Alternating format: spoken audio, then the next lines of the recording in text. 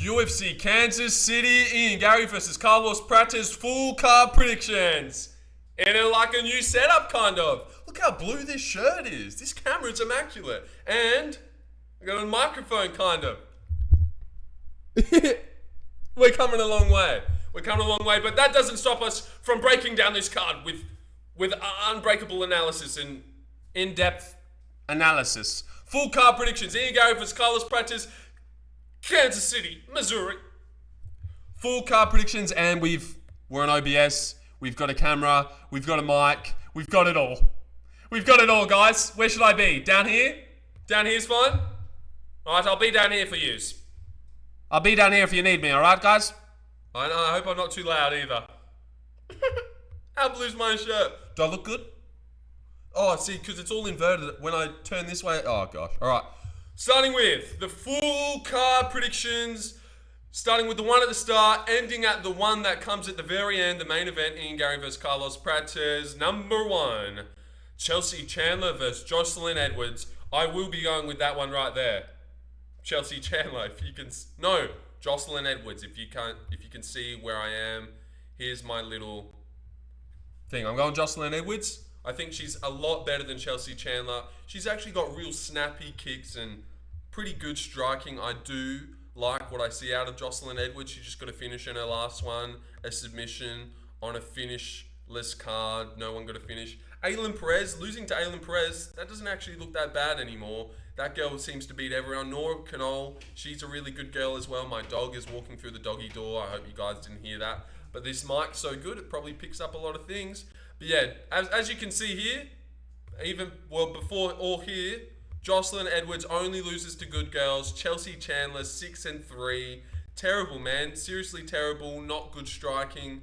And she just doesn't have the grappling to deal with a Joselyne Edwards. Like, you got to be an Ailin Perez. Really decent. Really decent. Yeah, she loses this one. But, as I just seen there, which I didn't realise, loss, win, loss. So maybe she's a girl that in the UFC, she's only win, loss. So there's something. But no, losing to Yana Santos, Joselyne Edwards shits on Yana Santos and would whoop her to a decision. So yeah, Joselyne Edwards wins this first one by decision. How's the setup? How's the mic? How's the blue shirt? How's the face? How is it all? Is it doing good? All right, moving on. Timmy Cuamba versus Roberto Romero. Now, if I could just go off what I want to go, and if I had big balls, I'd go Timmy Cuamba. I've got a feeling that he gets this one done. But I'm going to pick Roberto Romero just to be a sheep like everyone else. You know, just stay with like the comfortable, you know, non-risk pick. Everyone's picking Roberto Romero. Oh, he did so good in his debut, short notice. But I've seen that 100 times. Everyone does good in their short notice debut. Against and it was against David Onama, who's on this card. We'll get to him in a little bit. But Timmy Cuamba, he's gone 0-2 in these UFC run. I feel like he doesn't go 0-3. I reckon he gets this one done. But I'm going to pick Roberto Romero to outdog Timmy Cuamba. I think Timmy's a little bit small, doesn't have power to earn respect. Roberto Romero's a Mexican dog, good cardio and stuff. And he's on full camp for this one. So yeah, I'm going to go Roberto Romero, but Timmy Cuamba's got snappy, decent striking. I don't like this fight. The odds are even, but we're going to go Timmy Cuamba. You know what? We are going to go Timmy Cuamba. No, we're going to go Roberto Romero. Yes. Sorry, I didn't give any reason for that. If anything, I want to go Timmy Cuamba, but I won't, because I'm a bitch. I'm a bitch and I don't want to get it wrong. And if Timmy Cuamba wins, everyone will have got it wrong mostly, so it won't be embarrassing as if I go Timmy Cuamba by myself and get it wrong. Sorry, guys. I'll man up soon. I'll man up. Am I... Where are we? Am I looking at... Well, let me sit up. Sorry. Alright, how we doing? I don't know where to look. Oh, God. Alright, moving on. Alright, to the girl fight. I know who to pick in this one. Jaqueline Amorim versus Polyana Viana. I will go Jaqueline Amorim by submission in the first rounder. I reckon she gets this one done. She's really good on the ground, really good jiu-jitsu. I don't like looking at this little camera thing. It gives me the heebie-jeebies. But yeah, I don't think Polyana Viana is good anymore. She's a massive underdog, like $5. She's decently pretty. But yeah, hanging out with Alex Pereira. You know, these girls aren't the worst to lose to, but she's getting taken down and dominated. Submitted by Lucindo, taken down by Robertson and back mounted. Amorim's going to find the submission. I reckon she gets a rear naked choke in the very first round here. Maybe Polyana's like, alright, this girl's going to come out to submit me. Tuck your chin, tuck your chin. Like, you know, just only focuses on that. Maybe it's a decision. But Amorim gets the sub. Viana doesn't care. She wants to get out of there quick. Alright, moving on. Fourth fight up the card. Cameron Saiiman versus Malcom Wellmaker. This one right here. Wait, let me click on it so you guys can have a better look. Maybe I should have been doing this for the others. So we've got, as you can see here, we've got 55% going for Wellmaker and 45% going for Cameron Saiiman. I'm with the 55%. I'm going to go Malcom Wellmaker. I did think about picking Cameron Saiiman, but no longer. No longer shall I. I reckon Malcom Wellmaker gets this one done. I'm actually very confident he gets this one done as well. He's really good. He's really good. There's just a certain calmness that this guy has when he gets in there that most fighters don't seem to have. 8-0 undefeated. Who's to tell him otherwise? He's got nice power, and he just is a guy that's like, all right, I'm catching this guy coming in. I'm going to KO this guy. He's like a fighting nerd, almost, with just like the calmness. And Cameron Saiiman, he's been going to be going in with for his exchanges and stuff, not as educated. And Malcom Wellmaker will catch him and put him away by KO. In the first round, actually. I'm going to go for a first round KO. I feel bad for Cameron Saiiman. I really like him. He's 24, but he's very hittable. And Malcom Wellmaker is a sniper who's like, he's in the moment. He's in the moment. He's going off what you're doing to him and he's countering you. This guy's legit. I reckon he's a sniper. And I reckon he chins Saiiman. Chins Saiiman badly. He's 30. In his prime. Cameron Saiiman's 24. I don't know why they're feeding him another undefeated prospect who KOs people, but they don't like Cameron Saiiman for some reason. They're like, yeah, only one of you South Africans can get to the top. That's all. Is this Michael? Is this thing on? It is. Alright, just got a little bit worried there. But yeah, I'm going to go Malcom Wellmaker by first round KO. Go watch his Contender Series fight. This guy's sick. This guy's, seriously, he's really good at what he does. Cameron Saiimaker, he's too hittable. He's too hittable. He gets hit too much. Still too young. This guy's 30 and in his prime and undefeated, and he's a sniper. He's a sniper. Have I said that? Yeah, he's a sniper, guys. All right, moving on to this fight. Damon Blackshear versus Alatengheili. Bit weird matchmaking. I will go Damon, and I will go Damon. I'll switch. Wait, let me look at Alatengheili's career. Has he ever been submitted? Because as you can see there, I did go decision. Kenny Gutierrez, knee. Oh, he's fought Kai Asakura. I've probably seen that highlight, but just didn't realize it was Alatengheili. But yeah, I'm going to go Damon Blackshear by decision. I reckon this might be a boring one where he spends time on top. Maybe it's a boring striking match, but I reckon Alatengheili is going to stay safe on bottom. Make a point to not get finished here. It might be just a little bit of a boring fight, but people are definitely going to be trusting Damon to pull off another sub. And I wishful thinking, I hope he does as well. And he's obviously very capable, coming off 2 subs, but this guy's name's not Cody. It's Alatengheili, so I doubt he subs him. I'm a genius. Yeah, decision. Boring. Alatengheili stinks it up, sort of like Takashi Sato versus Gunnar Nelson, where they're getting dominated in grappling, but they're just not going to let you submit them. No, they don't want to get submitted. And Chinese guys, they're pretty good at staying safe. And this guy's actually got a 5-2 record in the UFC, so it's not even like he's terrible. But every time he versus someone good, he loses. So yeah. Moving on to a guy that has beat Alatengheili, Chris Gutierrez versus John Casteneda, rebooked again. Chris Gutierrez was supposed to fight... What's that young guy's name? Oh, I like him. The Asian. Gene Matsumoto. He's supposed to fight Gene Matsumoto, and Casteneda pulled out. Fell out of his fight against Douglas Silva de Andrade. Stepped in, I'm spinning everywhere. And now they're fighting again, because that one fell out. I'm going to go Chris Gutierrez, and 85% are and 15% aren't. But then when you look at the odds, they're like evens. Can we see the odds here? Can we see the odds? Oh, the dogs are being annoying. Near evens. They're even odds, so crazy. Everyone on Tapology thinks one way. Like, I am recording, miss. Stop. What a bitch. That's my... How dare she, dude? You get out. Hold on. Get outside. Go on, miss. What a rude ass bitch. You get out as well, Obi. Oh god. Right in the middle of the video. What are you doing? What are you doing, unemployed?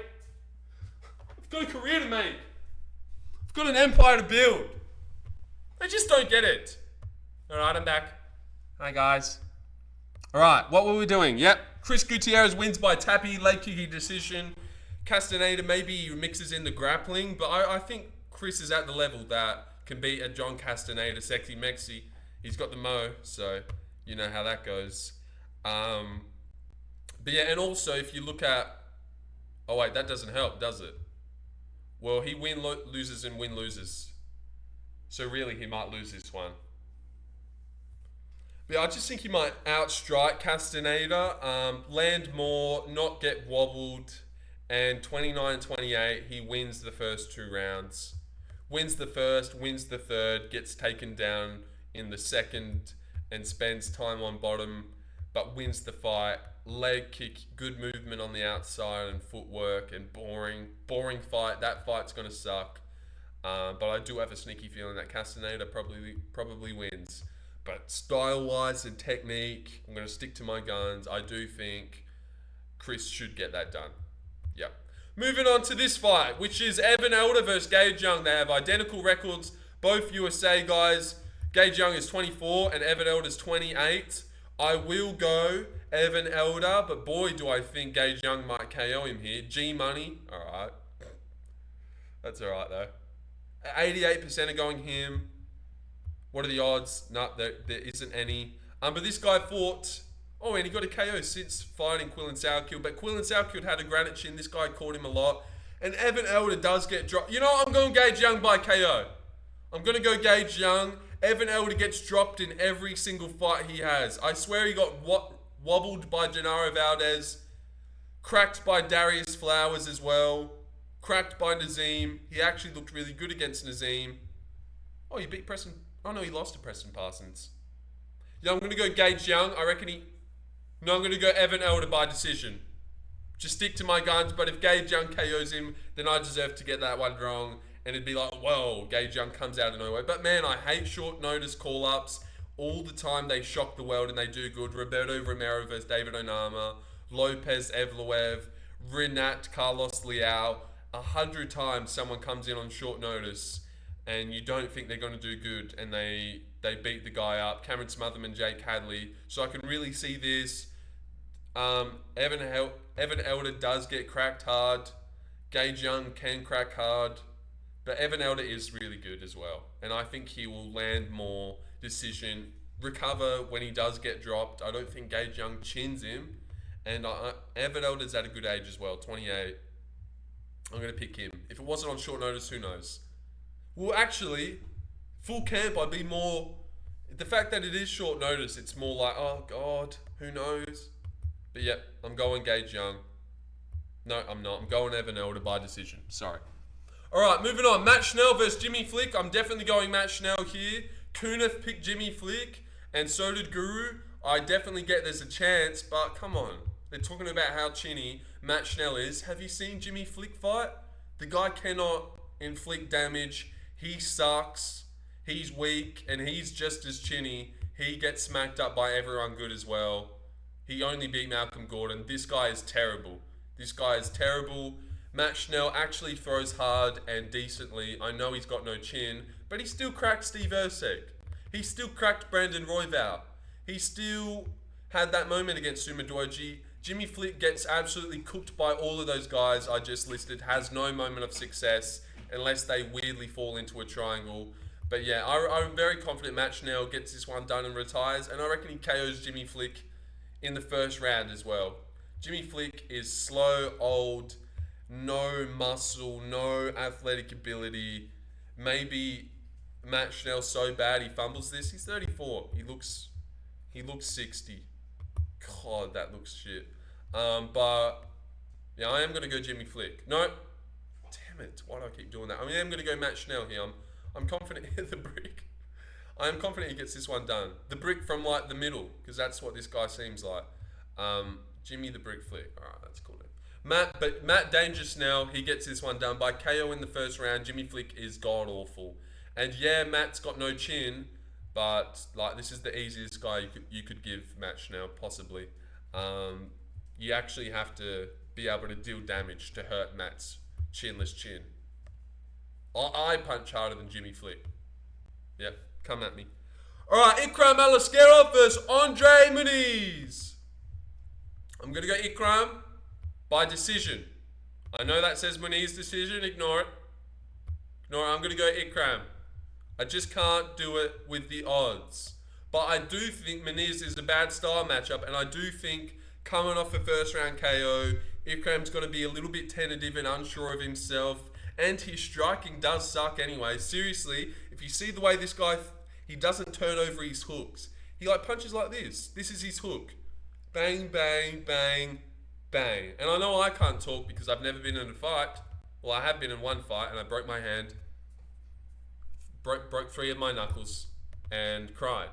No, I didn't cry. Of course not. But this guy doesn't know how to throw punches. Take it from me.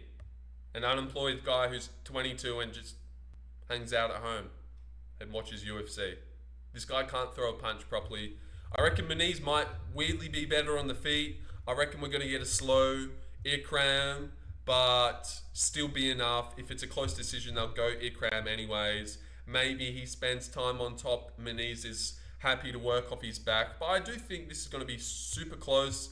A slow striking, sloppy fest where both guys look shit and slow. Peak middleweight here. Peak middleweight. And after this fight, everyone's going to be like, oh my god, that Ikram guy is pretty bad. He's not top level. He's like maybe an outside the ranks guy, number 15 in the world, beats a Paul Craig, but like maybe loses to a Brendan Allen. Honestly, I really don't think Ikram's anything special at all. I reckon he sucks. I reckon he's striking shit. Phil Hawes was whooping him for a second. Even the Wally Alves finish, it's just like, no, I don't think this guy's good. But he's good enough to get past Muniz, who's a little bit slow, and you know it's not like this guy's like hell bent on winning and is gonna give it his all. I don't trust him enough. Randy Rude Boy Brown versus Nicolas Dalby. I'm gonna go Rude Boy. Come on then, let's get involved. You prick, posh boy now. KSI. I don't know. Danish Dynamite. I'm going Randy Brown. Layup, kind of, just style wise. The people that look at the people that Watsy beats. Nick Dalby. People that are coming forward, putting grappling on him. The Muslim Salikov, that's a great win. But Bonfim trying to take him down. Rinat trying to take him down. Chest to chest.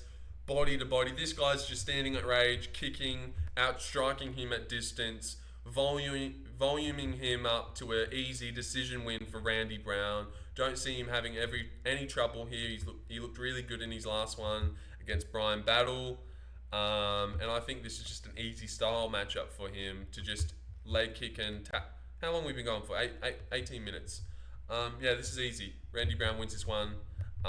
He's not going to shoot takedowns on Nick Dalby, and that's kind of where Nick Dalby excels, in a grind, clinch fest, cage war, cardio on cardio. He's not going to win a technique battle at range where the better striker. Come on.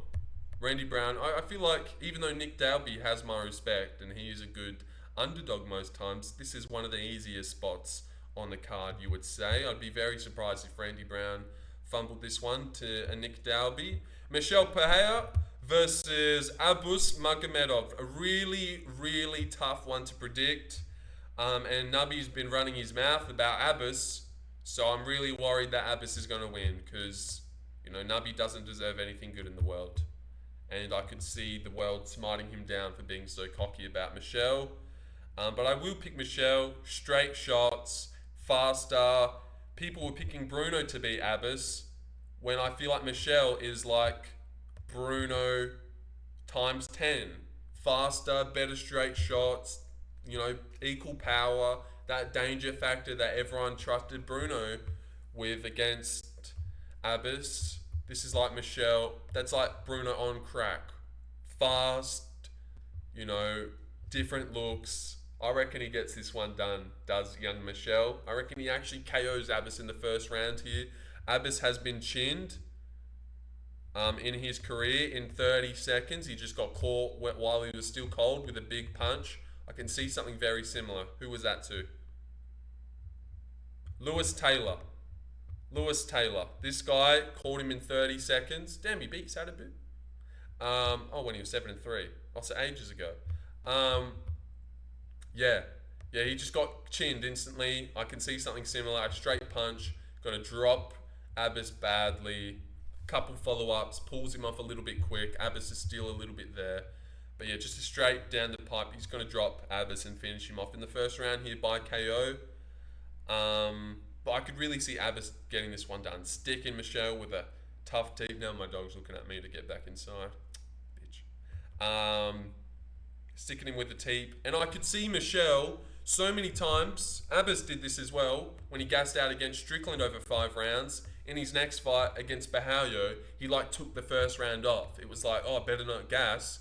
You really do see guys a shell of themselves after they have a big humbling, don't gas out kind of fight. David Onama next up, he had a similar one with Nate Landwehr where he gassed out going for a finish in his next fight against Gabriel Santos. He won easily, so scratch that then. Scratch that, yeah. But he did win that one in round 1. I feel like he took round 2. I feel like he kind of took round 1 off. But yeah, I'm going to go Michel Pereira. The only reason I wouldn't go him is because of the mindset. Abbas is on momentum. Michel just gassed out horrendously. But there's a big, big difference between the cardio machine for 5 rounds. Everyone knows Fluffy's going to try and drag you to deep waters. So that would be playing on Michel's mind. And now you're versing Abbas for 3 rounds. Fluffy 5 rounds. Holy shit, don't gas out. Abbas 3 rounds. Let me fuck this dickhead up. So yeah, complete different mind switch. This is one that Michel gets done, I think. But close fight. I mean, the odds suggest so as well. He's a slight underdog. You could definitely see Abbas getting his hand raised this weekend. Giga Chikadze versus David Onama, the featured fight. Like everyone, I will go Giga. Although, why is he such a big underdog if everyone's picking him? Let's actually look at the percentages here, shall we?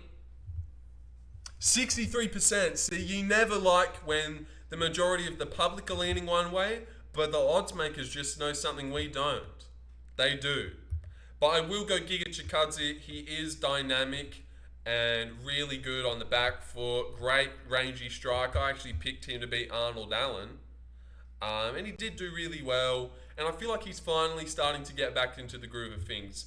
Like what I was saying before about you take a loss and you learn from it. The Calvin Kattar fight changed him. He had to realize, oh my God, I can't, go crazy in the first 2 rounds. I need to manage my cardio. The Caceres one was a little bit iffy. Arnold Allen, he got back into it, but Arnold Allen's really good. David Onama, he gets this one done. He's breakable, Giga, kind of, but so is David. And I don't think David is going to put in the game plan to beat a Giga, constantly pushing him back like Arnold Allen was, with a pressure boxing approach, drawing out Giga's attacks. Yeah.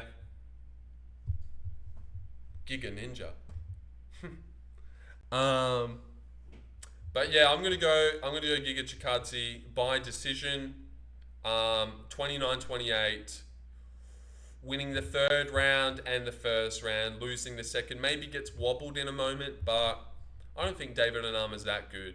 He does have natural ability and talent. They're both talented though. Yeah, I'm gonna go Giga. Could you imagine I got to the end of this and this wasn't on or something, or because this is my first time, so that would suck. But you guys enjoying it so far? I need. All right, just keep going. Yeah, Giga wins decision. I feel like I can't give my ultimate reasons when I'm just locked in on my phone. Also, my phone's here. You've actually never got to see my phone because I'm always recording. Yeah, it's not the best. Yeah, but that's my phone, guys. Alright, co-main. Ming Yang Zhang versus Anthony Smith. Now, Kunif is a dumb retard. He picked Anthony Smith. Happy to get that one wrong, are you, Kunif? Nice pick, retard. Love you, though. You know I love you. Alright, but yeah, Zhang Ming Yang is going to KO Anthony Smith. This guy's different. I don't know why Kunif was treating him as some run-of-the-mill guy that's just favoured weirdly to beat Anthony Smith. This guy's legit. You can't teach timing like this, and you can't teach a knack for finding the chin. Zhang Ming Yang is special. He's 20 years old. His last loss was in 2019. It's now 2025. He's 26, so he hadn't lost since he was like 19 or 20. This guy's on a run. I think he's won like 8, 9 in a row, 10 in a row, all by KO. This guy is special.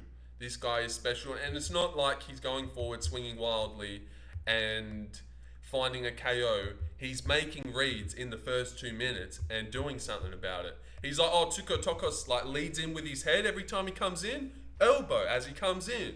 Oh, this guy's Branson Ibero's after an exchange leaving this arm down. All right, I'll fucking get in an exchange with him and left hook him. This guy is special. Zhang Ming Yang will go to the top. You will see this guy fight for the belt one day. Zhang Ming Yang is the truth, and he will KO Anthony Smith brutally in the first round. Not a TKO. He's going to lay Smith out bad.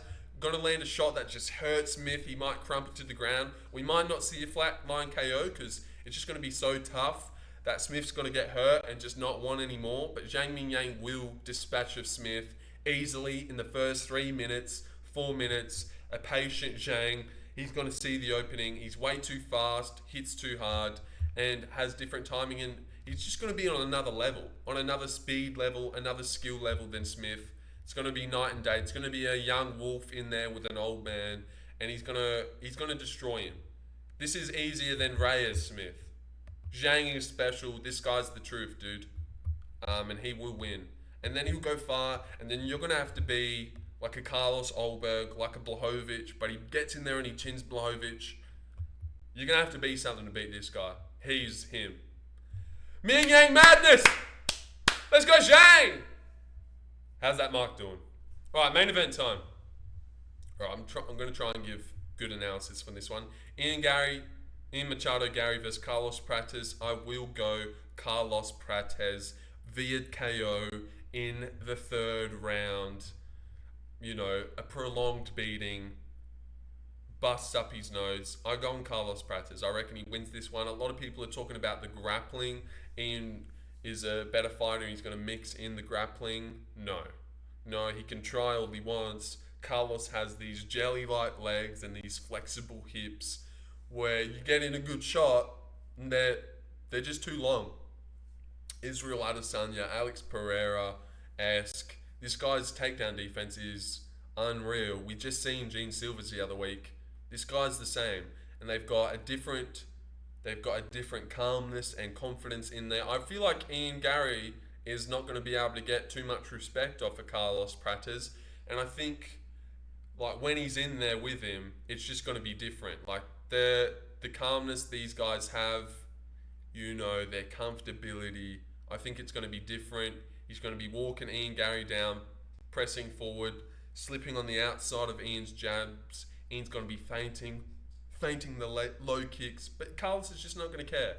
And he's going to start stinging him with right straights and left straights, whichever one, jabs. I feel like the straight shots is going to be it, not like a catch Ian Garry coming in on an exchange. That's not how he puts him away. I reckon he's stinging him at range, beating him up. I could even see this going the distance. I reckon we're going to get a real tentative Ian Garry, only throwing like 10, 15 strikes around, a lot of feints, a lot of footwork on the outside. I reckon he's going to be a bit of a bitch. I think he's going to be a bit of a bitch once he's in there. I think he's only taking this because it's the boogeyman and it's short notice, and he wants to get back in our good books of UFC fans because everyone hates him right now. I like him. But everyone hates him, and this is the reason he's taking this. Oh, short notice against Shavkat, went tooth and nail with him. Maybe this one goes the distance and he loses as well. Oh, that's twice a goal in the distance. All right, I need to work on my impression. I'll get it. That's twice a goal in the distance. You know, the dual boogeyman of the division. But yeah, I can see him winning. But yeah, Carlos gets this one done. Straight shots down the pipe. And once they're in there, they're different. They like instantly snap into the flow state. And I don't reckon Ian Garry has what it takes. He didn't really have a lot for MVP on the feet. It felt like he was real doubting himself with the presence that MVP just has in there at range. And I reckon it's going to be very similar with Carlos Prates. Just Carlos's sheer presence is going to be, Ian Garry's going to be unsure of himself. And Guru actually made a good point. Ian Garry is a nervous fighter. These fighters are nervous, and these fighting nerds, they're just different. They're just different. I don't know. I feel like I can't put it into words good enough, but I do have in my head good reasons for why I think Carlos Prates wins. I reckon he's got great takedown defense, and I reckon Ian Garry's got shit wrestling. Like, Neil Magny and Ian Garry's takedowns are probably pretty on par with each other. Ian Garry doesn't have a good double leg, good trips or anything. He did find his way on the back of Shavkat's back after Shavkat relentlessly tried to get him down over and over again. Carlos isn't going to shoot once. He's going to be sticking him at range, so it's going to be hard for them to even grapple in the first place. And Carlos has great, turning them off on the cage and separating. This guy's the truth. He's special. He wins. 3rd round TKO. I wish I said more and better, but I didn't. And that's it. Carlos wins 3rd round TKO. He's better on the feet, more power and more. I just don't think Ian Garry's really going to be able to get respect. I reckon Carlos is going to walk him down, stick him with straight shots, and TKO him in the 3rd or 4th round, but maybe a decision, but not an early one. I can see this being a slower fight, a slower, real technical fight, similar to the Shavkat Ian Garry fight. Everyone said that was boring. Let's do a quick recap. Let's post this and let's see how OBS full card prediction does with the mic and the camera. Let's see what you guys think about it. Comment for me. Quick recap though. Joselyne Edwards decisions. Chelsea Chandler 30-27. Timmy Cuamba decisions. Roberto Romero 29-28. Yeah, I'm switching. Timmy Cuamba wins. Whatever. Jaqueline Amorim submits Polyana Viana via rear naked choke in the 1st round. Malcom Wellmaker TKOs Cameron Saiiman in the 4th minute of the 1st round. Damon Blackshear gets a 30-27 decision over Alatengheili. Chris Gutierrez gets a 29-28 decision over Casteneda. Gage Young rocks Evan Elder but loses a 29-28 decision. Matt Schnell KOs Jimmy Flick in the 1st round. Ikram decisions Muniz and it's boring. Randy Brand decisions Dalby and it's boring. Michel Pereira catches Abbas in the 1st minute, 2 minutes. Maybe he takes the 1st minute off, then feels himself. Giga gets a 29-28 decision. Zhang Mingyang disposes of Anthony Smith and brutally KOs him. This is going to be one of the worst KOs we've seen Smith take. This will be the worst KO we've seen Smith take in his career. The Roundtree KO, the Walker didn't KO him. The Reyes one, this is going to be the worst one. He's going to be out cold, I think.